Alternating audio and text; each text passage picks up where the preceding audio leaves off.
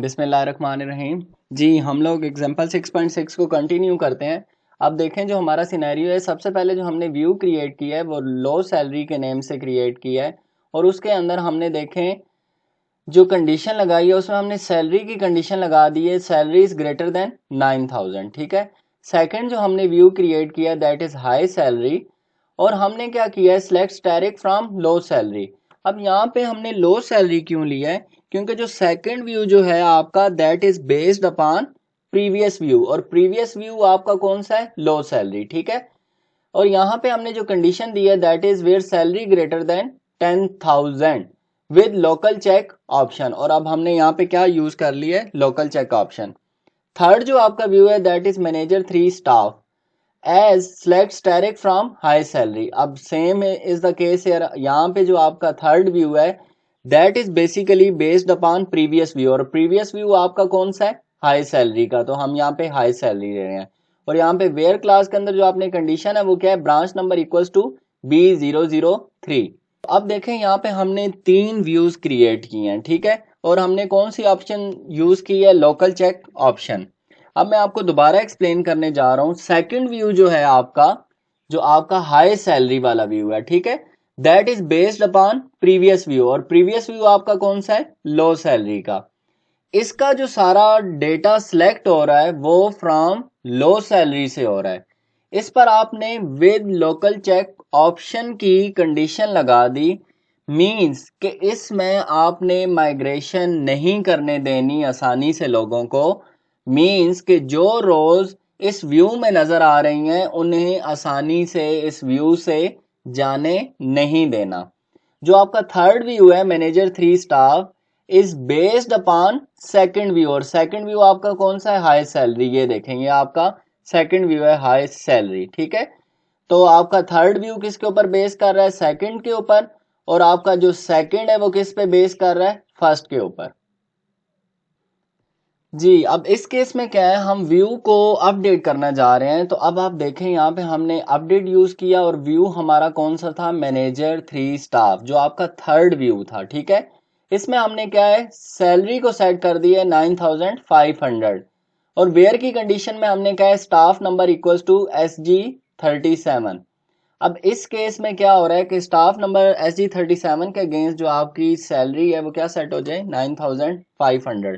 तो हम चेक करेंगे क्या हमारा व्यू अपडेट होता है या नहीं होता। सबसे पहले हम लोग अपडेट करते हैं। अगर हम अपने, अब ये आपका थर्ड व्यू ना, तो थर्ड व्यू आपका किस पे डिपेंडेंट है, बेस कर रहा है सेकंड व्यू के ऊपर। ठीक है। तो अब हम सेकंड व्यू पे सैलरी हमने क्या सेट की है, 9,500। तो हम कंडीशन को देखते हैं, 9,500 इज ग्रेटर देन 10,000। तो आपकी कंडीशन तो यहाँ पे सेटिस्फाई नहीं हो रही, तो यहां से क्या है, ये निकल जाएगा। ठीक है। अब आपका सेकंड व्यू जो है वो फर्स्ट के ऊपर बेस कर रहा है। तो फर्स्ट व्यू क्या था, लो सैलरी ग्रेटर देन 9,000। तो अब हम देखते हैं हमारी सैलरी क्या है, 9,500 इज ग्रेटर देन 9,000। तो यहाँ पे कंडीशन सेटिस्फाई हो रही है, तो यहाँ पे तो ये क्या है, रहेगा। ठीक है। अब आपका व्यू जो है यहां से जो है माइग्रेट नहीं कर सकता। क्लियर हो गया। अब सेकंड जो केस है इसमें देखें हम लोग क्या कर रहे हैं, हम सैलरी को 8,000 सेट कर देते हैं। तो अब हम इस केस में देखते हैं कि हमारा जो व्यू है वो अपडेट होगा या नहीं होगा। तो अब आप देखें हम हाई सैलरी के अगेंस्ट वैल्यू दें 8,000 इज ग्रेटर देन 10,000। ठीक है। तो आपकी कंडीशन सेटिस्फाई नहीं हुई ना, तो व्यू क्या है, यहां से निकल जाएगा। क्लियर हो गया। नेक्स्ट आपकी क्या है, लो सैलरी इज ग्रेटर देन 9,000। तो यहाँ पे हम देंगे 8,000 इज ग्रेटर देन 9,000। तो यहां से भी क्या है, वो निकल जाएगा। तो it means when you try to set salary to 8,000 it update would succeed as row would no longer be part of low salary. ठीक है। अब आपका व्यू जो है दोनों में नहीं है, लो सैलरी में भी नहीं है और हाई सैलरी में भी नहीं है, then it means this row would be allowed to migrate out of the manager 3 staff view। अब इस केस में क्या लिखा हुआ है देखें, स्लाइड पे मेंशन है, if high salary had specified with cascaded check option. आप सैलरी को सेट कर रहे हैं 9,500 100 or 8000, it would be rejected because row would disappear from high salary. तो इस तरह के एनॉमलीज को अगर हम प्रिवेंट करना चाहते हैं, ठीक है, तो हम क्या करेंगे, each view should be created using with cascaded check option. Okay, now we will discuss some advantages and disadvantages of views. Views, single user environment, convenience, simplified database request. अब व्यू को सबसे पहले सिंगल यूजर एनवायरनमेंट के perspective से explain किया जा रहा है कि अगर व्यूज जो है सिर्फ एक यूजर ही उसको यूज कर रहा है तो वो ज़्यादा कन्वीनियंट भी है और आपकी जो डेटाबेस रिक्वेस्ट है उनको आसानी से वो क्या है, सिंप्लीफाई भी कर सकता है. मतलब जब एक यूजर होगा तो उसके पास जो है रिक्वेस्ट भी कम आएंगी, तो रिक्वेस्ट जब कम आएंगी तो आपके सिस्टम के ऊपर इतना लोड भी नहीं पड़ेगा, वो एफिशिएंट भी रहेगा और उसकी परफॉर्मेंस भी क्या है, इंक्रीज होगी. नेक्स्ट जो आपके व्यूज हैं वो है मल्टी यूजर एनवायरनमेंट. तो मल्टी यूजर एनवायरनमेंट का क्या मतलब है कि उसके ऊपर आपको डेटाबेस मेंटेन करना पड़ रहा है और डेटाबेस के अपने ऑब्जेक्ट्स हैं, स्ट्रक्चर है, तो उनको आपने डिफाइन करना है, ठीक है. और सेकंड जो इसमें मेन चीज़ है वो क्या है, सिक्योरिटी. और आपको मल्टी यूजर एनवायरनमेंट के ऊपर, व्यूज के ऊपर सिक्योरिटी भी प्रोवाइड करनी है. क्लियर हो गया. अब हम कुछ एडवांटेजेस और डिसएडवांटेजेस को देख लेते हैं. तो पहला जो एडवांटेज है दैट इज डेटा इंडिपेंडेंस. जी, तो फर्स्ट वन जो एडवांटेज है दैट इज डेटा इंडिपेंडेंस. तो अब आपको मैं बताता हूँ कि डेटा इंडिपेंडेंस का क्या मतलब है. Data independence is ability to modify a schema definition in one level without affecting a schema definition in the next higher level. Okay. Second advantage is currency.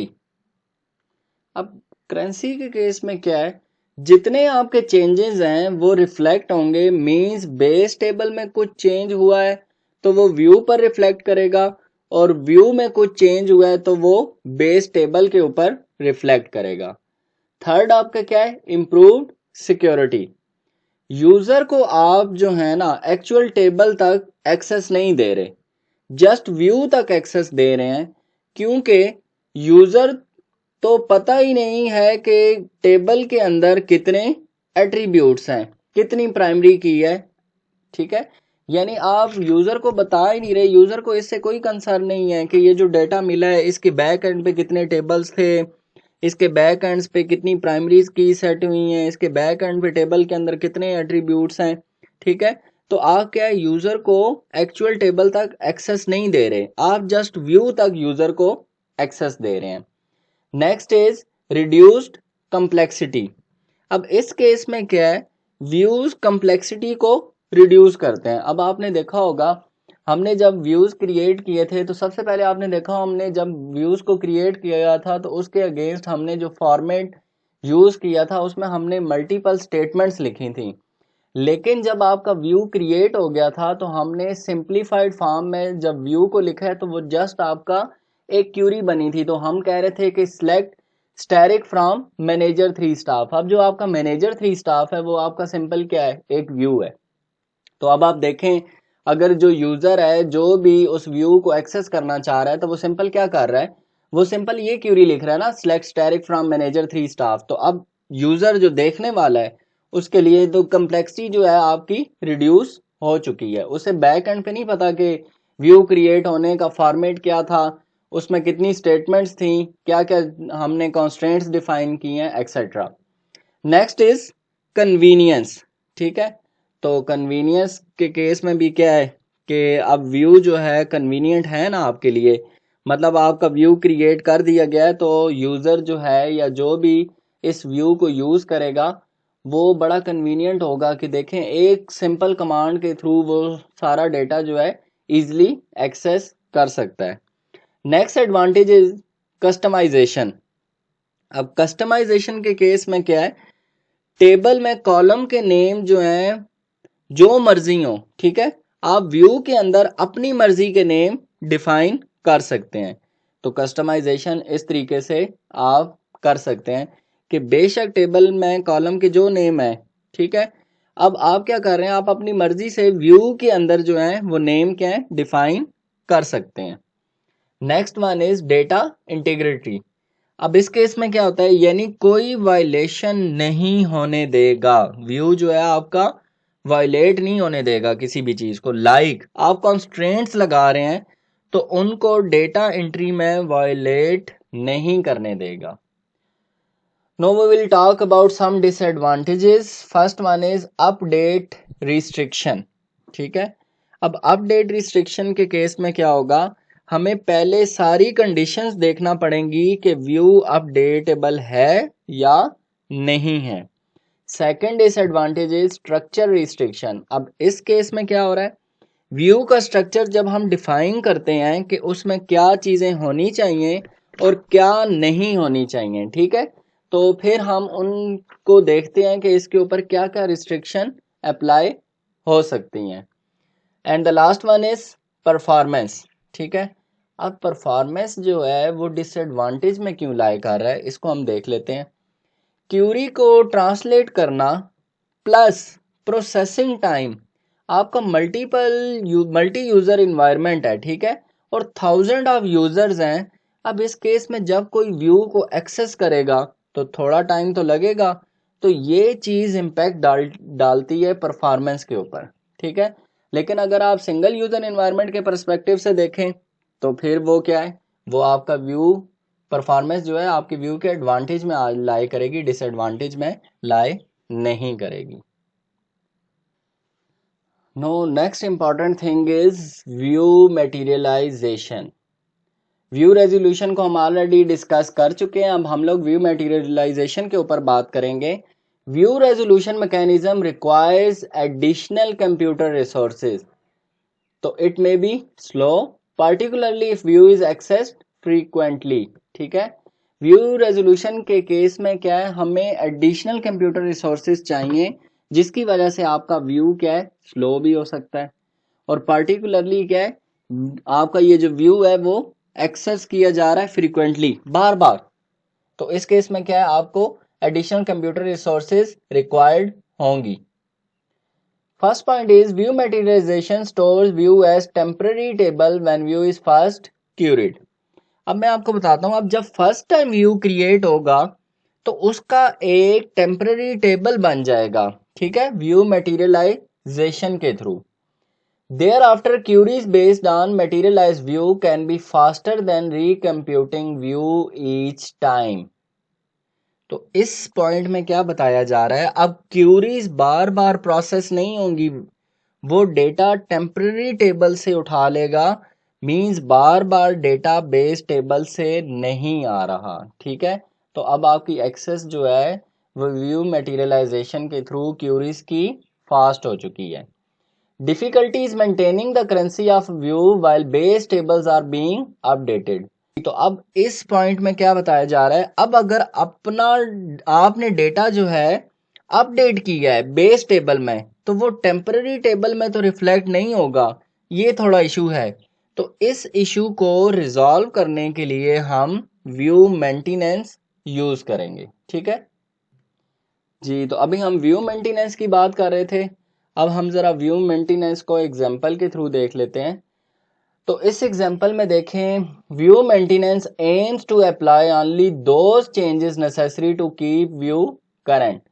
अब ये हमारा एक सिनेरियो है, हम इसे देख लेते हैं। सबसे पहले आपने व्यू क्रिएट किया है स्टाफ प्रॉपर्टी रेंट, और उसमें आपने जो एट्रीब्यूट ले लिया है वो आपका क्या है staff number as select distinct, और यहाँ पे आपने दोबारा क्या एट्रीब्यूट लिया है staff number from property for rent relation where branch number equals to B003 and rent is greater than 400।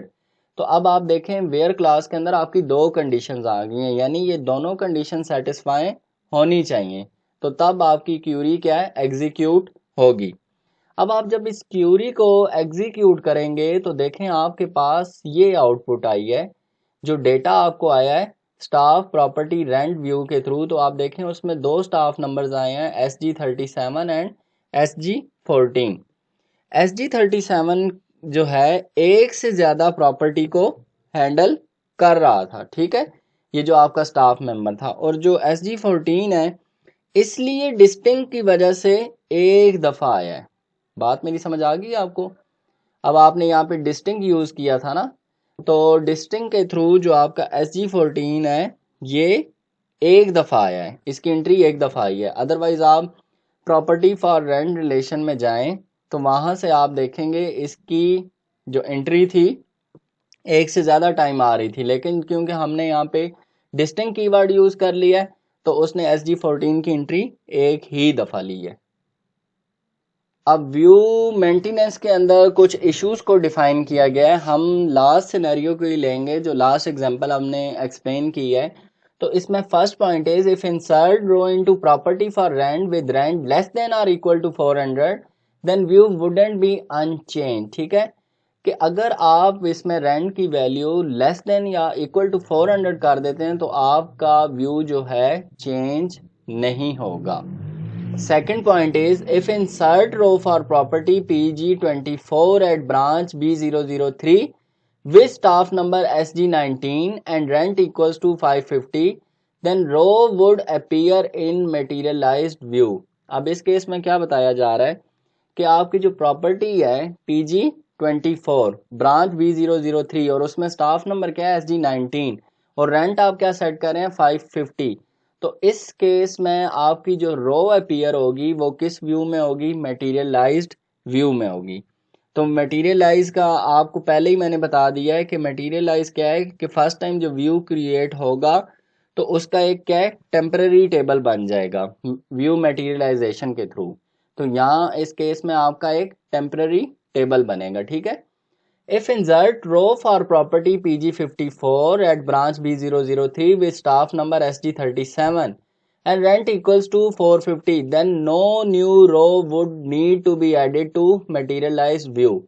तो अब आपको बात समझ आ गई है। इस केस में क्या है कि कोई भी नई रो जो है आपकी इस मटेरियलाइज व्यू के अंदर ऐड नहीं होगी। Next point is if delete property PG24 row should be deleted from materialized view। अब आप यहाँ पे एक चीज देख लें कि जब आप कहते हैं कि आपने PG24 प्रॉपर्टी को डिलीट किया तो रो जो है आपकी मटेरियलाइज्ड व्यू से डिलीट होनी चाहिए, ठीक है। आपने देखा था ना, हमने सेकंड पॉइंट में ये एक्सप्लेन किया था PG24 वाला ब्रांच B0 और उसके अगेंस्ट जो आपका स्टाफ नंबर SG19 था और उसका रेंट क्या था 550। तो वहां पे आपकी जो रो थी वो मटेरियलाइज व्यू में थी। तो यहाँ पे यही बताया जा रहा है कि अगर आप प्रॉपर्टी PG24 को डिलीट करेंगे तो आपकी रो भी मटेरियलाइज व्यू से डिलीट होनी चाहिए।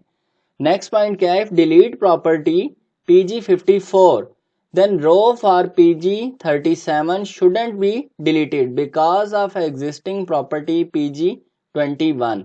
अब इस केस में वो क्या कह रहा है कि अगर आप प्रॉपर्टी PG54 को डिलीट करेंगे तो यहाँ पे जो आपकी रो PG37 है वो आपकी डिलीट नहीं होनी चाहिए because of existing property PG21, क्योंकि उसके अंदर जो आपकी एग्जिस्टिंग प्रॉपर्टी PG21 भी जो है वो लाए कर रही है, यानी ये एक दूसरे के साथ लिंक है। तो जब लिंक होंगी तो ये आपकी रो जो PG37 है वहां से डिलीट नहीं होगी। क्लियर हो गया आपको ये पॉइंट? जी, तो आज के लेक्चर में ये समरी है। आज के लेक्चर में हमने सबसे पहले व्यू अपडेटेबिलिटी के बारे में बात की, फिर हमने देखा कि व्यूज़ के एडवांटेजेस और डिसएडवांटेजेस क्या हैं, और फिर हमने व्यू रेजोल्यूशन के ऊपर बात की, और फिर हमने व्यू मटेरियलाइजेशन को देखा, और फिर लास्ट में हमने देखा कि व्यू मेंटेनेंस क्या होता है और जो इश्यूज व्यू मेंटेनेंस के अंदर आ रहे हैं फिर हमने उनको देखा कि उन इश्यूज को हम किस तरह रिजॉल्व करेंगे। तो आई होप सो आज का जो टॉपिक है, आज का जो लेक्चर है आपको क्लियर हो गया होगा। फर्दर कोई क्वेश्चन कोई क्यूरीज है तो हम लोग ऑनलाइन सेशन में उसको डिस्कस कर लेंगे।